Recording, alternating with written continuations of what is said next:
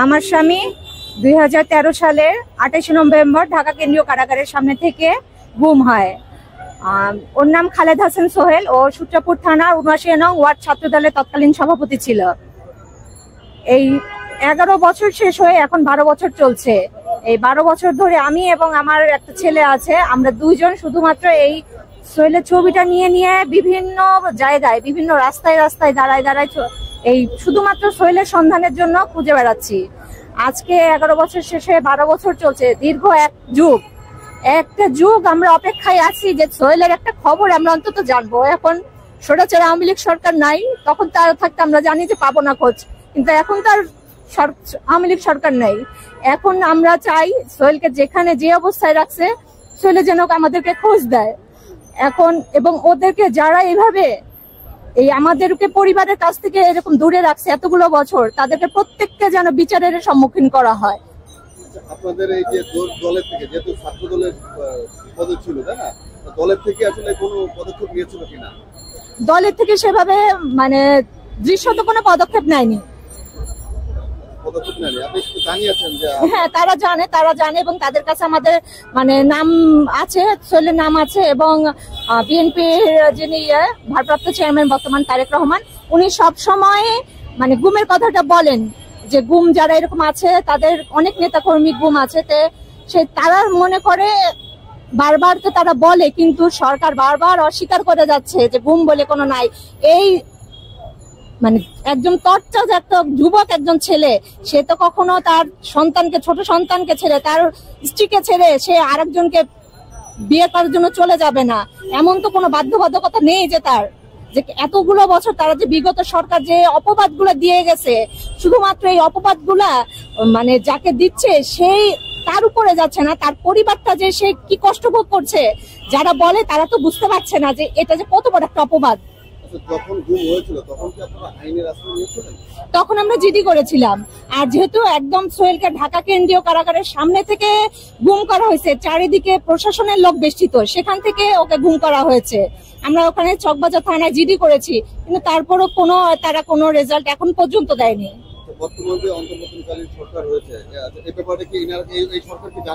হ্যাঁ, অবশ্যই জানে, কারণ জাতিসংঘের যে মানবাধিকার কমিশন যে 76 জনের গুমের যে তদন্ত করার জন্য যে নামগুলো দিচ্ছে, সেই নামের মধ্যে আমার স্বামীর নাম আছে, এবং গুম কমিশনেও আমি এখন আমাদের বর্তমান যে কমিশনটা আছে সেখানেও আমি আবেদন জমা দিয়েছি, তারা সবাই অবগত আছেন এই ব্যাপারটাতে। আসলে এটা আপনার কোথা থেকে বা কোন টাইমে এই ঘটনাটা ঘটে? এটা 2013 সালের 28 নভেম্বর, একদম 14 সালের নির্বাচনের ঠিক পূর্ব মুহূর্তে, যখন বিরোধী দলকে দমন করানোর একটা চেষ্টা করা হচ্ছে, তখনই এরকম বেশ কিছু মানুষকে এরকম গুম করে ফেলেছে। তো আপনার গুমের পরে আপনারা কখনো তো যোগাযোগ করতে পারেননি বা দেখা করার চেষ্টাও করেননি, খোঁজ খবর নেওয়ার চেষ্টা করেছিলেন? আমরা বিভিন্ন থানাগুলোতে গেছি, কারাগারগুলোতে খোঁজ নিয়েছি। আমরা যখন এমনও হয়েছে যে মানে রাস্তাতে যদি একটা পাগলও যায়, আমরা তার দিকেও তাকায় থাকছি, যদি ওইখানে আমার স্বামী থাকে, আমরা সেইভাবেও খোঁজার চেষ্টা করেছি। আমার একটা ছেলে আছে, তার বয়স এখন 16 বছর।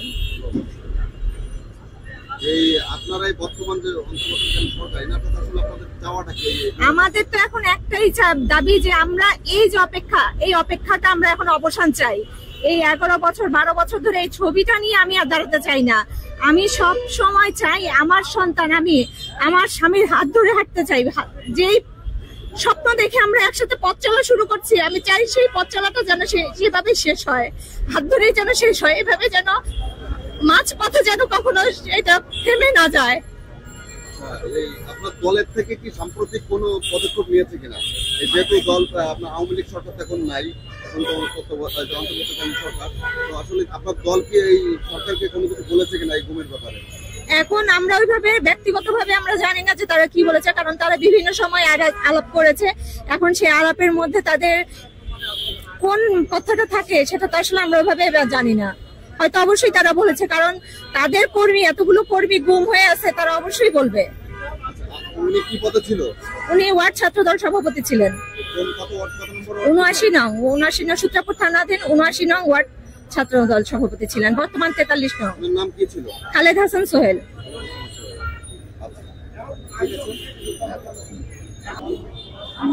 আচ্ছা, আপনি আপনার হাজবেন্ড যখন গুম হয় তখন তো আপনার বাচ্চার বয়স 2 বছর 5 বছর ছিল। 5 বছর ছিল। তো এতদিন আসলে এই এতটা গ্যাপ, আসলে বাবার কথা আসলে আপনাদেরকে কিছু বলেন নাই? আমি কখনো ওর সামনে আমার নিজের বাবার কথা বলতে পারি না, কারণ আমি যদি বলি যে আমার বাবা আমাকে এভাবে আদর করছে, এভাবে আমাদেরকে দিছে, সে চাহিদাগুলো মেটাইছে, তখন তো হয়তো ওর মনে একটা কষ্ট আসবে যে আমার বাবা থাকলে হয়তো আমাকে এভাবে আদর করতো, এভাবে আমার চাহিদাগুলো পূরণ করতো। যার ফলে দেখা যায় আমি কখনো মানে ওর সামনে বলতে পারি না। আর ও তো মানে চুপ করে শুধু দেখেই, আর কিছু বলার মতো তো ওর নাই আসলে ভাষা ওর। ওকে বিশ্বাস করে যদি আপনি ফিরে আসবেন এরকম অবশ্যই বিশ্বাস করে, কারণ এই যখন সরেছে আওয়ামী লীগ সরকারের পতন হয়েছে তখন ও সব সময় রেডি থাকতো যে আমরা বিভিন্ন সময় ডিজিএফআই এর অফিসে গেছি, যাতায়াত করছি যে হয়তো এখন পাবো হয়তো ওকে। ও তখন সারাদিন অপেক্ষায় থাকতো যে হয়তো ওর বাবাকে নিয়ে আমরা ফিরে আসবো।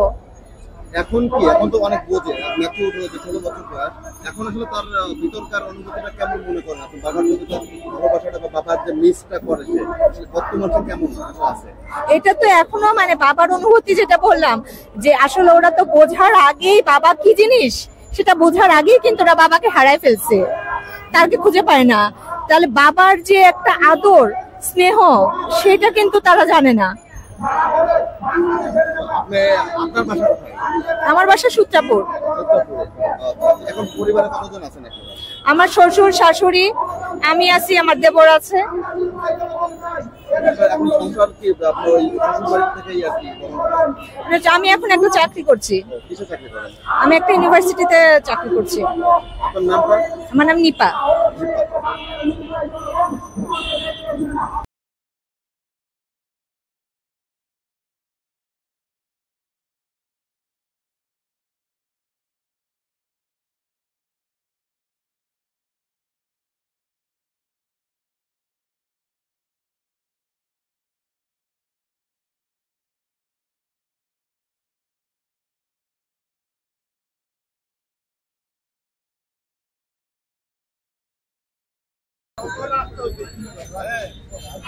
এই পর্যন্ত কাদন দিয়ে বুঝছেন না।